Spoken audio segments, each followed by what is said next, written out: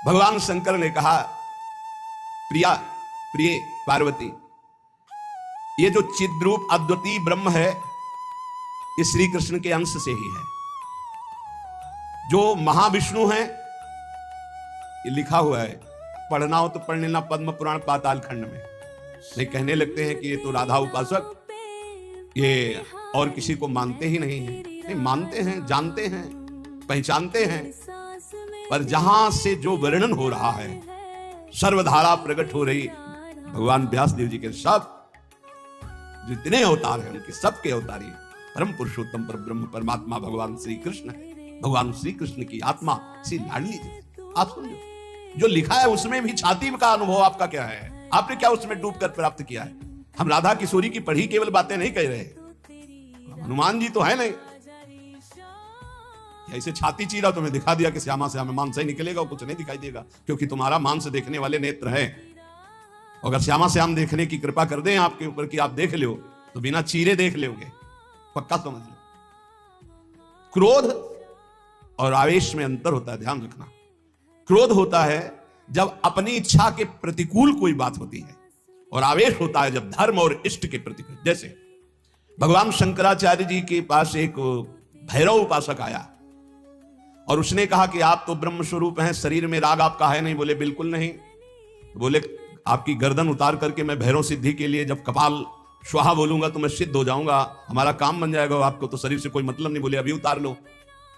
वो तैयार हुआ, तुमका रुको, अभी सब सेवा प्राण शिष्य देख लेंगे तो तुम्हें मार डालेंगे। कल 4 बजे आना, मैं गंगा स्नान करके वृक्ष के नीचे पीपल के ध्यानस्थ होऊंगा, गर्दन उतार ले जाना। ऐसा ही हुआ। जे ही वो नजदीक आने के लिए खड्ग लेकर उद्यत हुआ, उसी समय स्वामी नरसिंहाश्रम जी को आवेश हुआ भगवान नरसिंह का, और स्नान कर रहे थे गंगा जी में, हुंकार मारी, छलांग मारकर पहुंचे और उठाकर पटक दिया, उस कपाली को फाड़ के फेंक दिया। और फिर शांत सन्यासी, फिर शांत सन्यासी। पूछा गया ऐसा? मुझे कुछ पता नहीं। नरसिंह भगवान का आवेश एकदम तत्काल ऐसे, जो आवेश में वो क्रोध का नहीं होता, जब धर्म राष्ट्र इष्ट इसके लिए नहीं कि साधु होकर के क्रोध करते हो, साधु होकर इष्ट की निंदा सुने, साधु होकर धर्म के विरुद्ध आचरण, शास्त्र प्रतिपादन।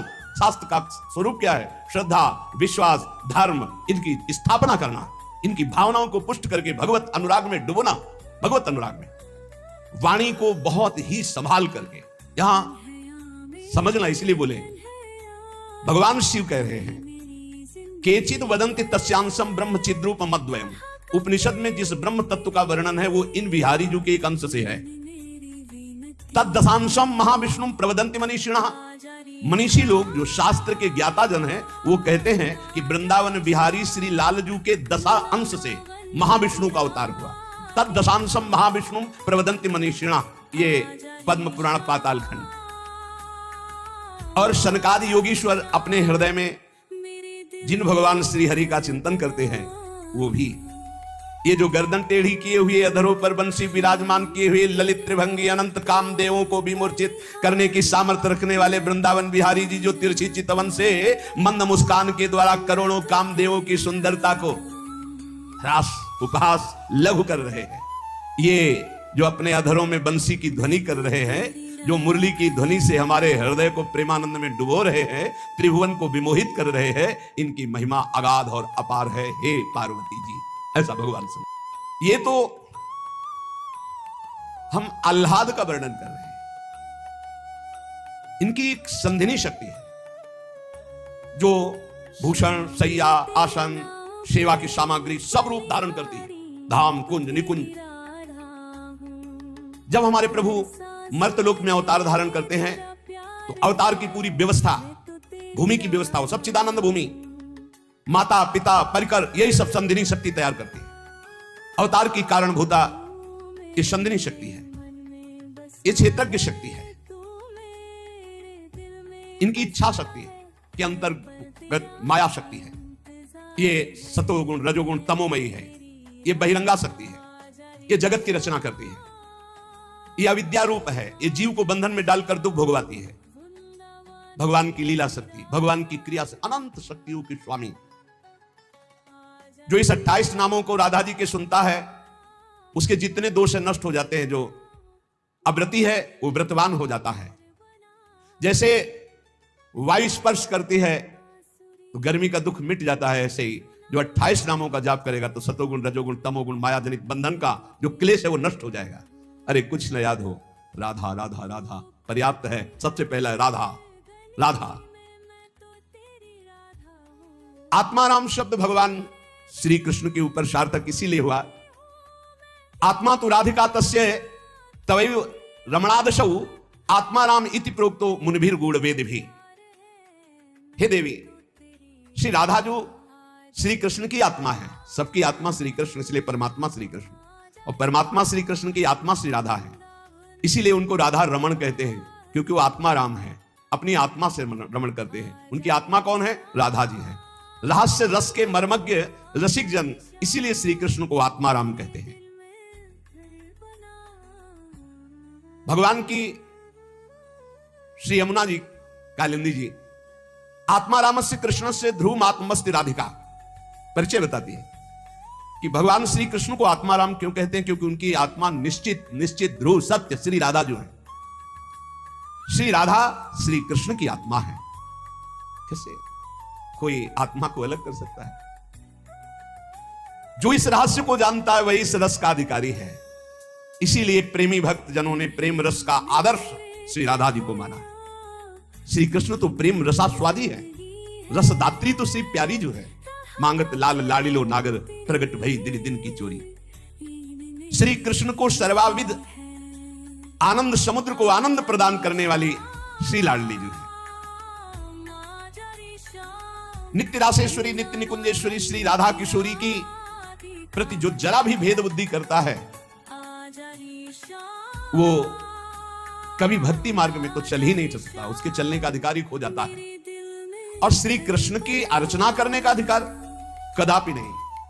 कृष्णार्चा या नाधिकारो यतो राधार्चनम बिना वैष्णवै सकलै तस्मात् कर्तव्यम राधिकार्चनम। कृष्ण प्रणाधिका देवी तद अधीनो विभुर्यतः रासेश्वरी तस्य नित्यम तया हीनो न तिष्ठति राधनोति शकलान कामास तस्माद राधेति कीर्तिता। श्री लालजू की श्री कृष्ण की पूजा का अधिकार उसी को प्राप्त होता है जिसने राधा जी का नाम लिया, राधा जी के चरणों की वंदना की, वही श्री कृष्ण पूजा का अधिकारी है। श्री किशोरी जी की पूजा किए बिना श्री कृष्ण की पूजा का वो अनाधिकारी है, अधिकारी नहीं माना जाता। जिसने किशोरी जी की पूजा नहीं की कभी प्रेम प्राप्त नहीं कर सकता। श्री कृष्ण प्रेम प्राप्त नहीं कर सकता बिना राधा जी की कृपा के। इसलिए वैष्णव मात्रों का कर्तव्य, जितने भी वैष्णव हैं, कि वो श्री किशोरी जी का नाम ले, किशोरी जी की अवश्य पूजा करे, जिससे लालजू प्रसन्न हो जाते हैं। यदि राधा राधा कहोगे तो श्री कृष्ण कभी जाएंगे ही नहीं, आपके समीप ही रहेंगे। हे देवी, जिनके नखचंद्र किरणों की महिमा का वेद अंत नहीं पा सकते हैं, तो वेद प्रतिपादित धर्म में चलने वाले ब्रह्म ऋषि कैसे पा सकते हैं? उन्हीं भगवान श्री कृष्ण के संबंध में कुछ और बता रहा हूं, तुम सुनो और सुनकर मुदित आनंदित हो। ये त्रिगुण माया से रचा हुआ अनंत ब्रह्मांड है उन्हीं श्री कृष्ण के द्वारा। उन्हीं श्री कृष्ण के द्वारा ब्रह्मा विष्णु और मैं महेश्वर प्रकट हुआ। जितने भी देवता दैवी शक्तियां सब उनके करोड़वें अंश से उत्पन्न हैं।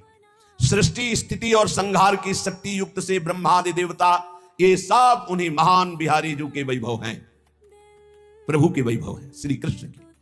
श्री कृष्ण रूप का जो करोड़वां अंश है, उसका जो करोड़वां अंश है, उससे कामदेव उत्पन्न हुआ जो पूरी सृष्टि को नचाए दे रहा है।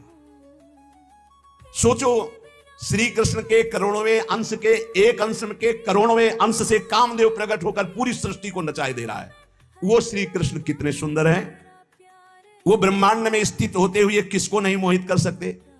ऐसे श्री कृष्ण के श्री विग्रह की शोभामयी जो कांति है, उसके करोड़वें अंश से यह चंद्रमा और सूर्य का प्रकाश होता है।